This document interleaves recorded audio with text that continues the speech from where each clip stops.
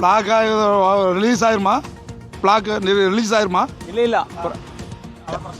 என்ன நைட்டில் 5 மணிலேருந்து இப்போ காலையில் 10 மணி ஆயிடுச்சு. பைபாஸ்லேயே நிற்கிறோம். രാവിലെ டிவியில் பேட்டி எடுக்கிறாங்க. கொஞ்சம் கிளியர் ஆயிருங்களா? எத்தனை மணிக்கு கிளியர் ஆகும்?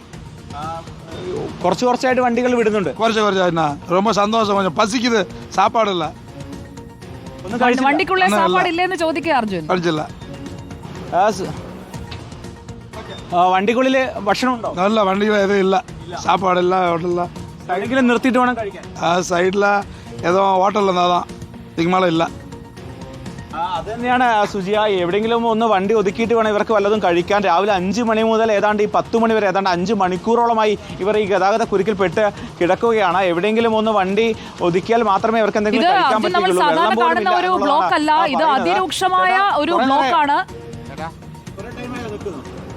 3 മണിയിലുണ്ട് ചേട്ടാ, 3 മണിയിലുണ്ട്. 3 മണി. ഭക്ഷണം കഴിച്ചോ? ഭക്ഷണം ഫുഡ് കഴിച്ചോ? ഫുഡില് തമ്മില് എന്നല്ല ചേട്ടാ, സാപ്പിടല സൈഡ് ദീർഘദൂര ഓട്ടത്തിനായിട്ടൊക്കെ പോകുന്ന ലോറി ഡ്രൈവർമാരാണ്. അവർ വശത്തൊക്കെ ഉള്ള ഹോട്ടലുകളുടെ അടുത്തൊക്കെ ഒന്ന് സൈഡാക്കി ഭക്ഷണം കഴിക്കുന്ന ആളുകളാണ്. എവിടെ നിന്നൊക്കെ വരുന്ന ലോഡായിരിക്കുമോ എന്തോ. എന്തായാലും ഇപ്പോൾ 10 മണി കഴിഞ്ഞ് 20 മിനിറ്റ് ആയിരിക്കുകയാണ്. സർവീസ് റോഡുകളിൽ പ്രധാന ദേശീയ പാതയിൽ ഈ കുരുക്കിങ്ങനെ കിടക്കുകയാണ്. രാത്രി 12 മണി മുതൽ തുടങ്ങിയ ഒരു ഗതാഗത പ്രതിസന്ധിയാണ്. ലോറി മറിഞ്ഞത് രാത്രി 12 മണിയോട് അടുപ്പിച്ചാണ്. ഇന്ന് രാവിലെ മുതൽ ഈ വഴിയിൽ വന്ന് പെട്ടുകിടക്കുകയാണ്. ഏകദേശം 5-6 കിലോമീറ്റർ ദൈർഘ്യത്തിലുള്ള ഒരു വലിയ കുരുക്ക്. ഈ കുരുക്ക് എങ്ങനെ അഴിയും, എപ്പോഴഴിയും, ആർക്കറിയാം.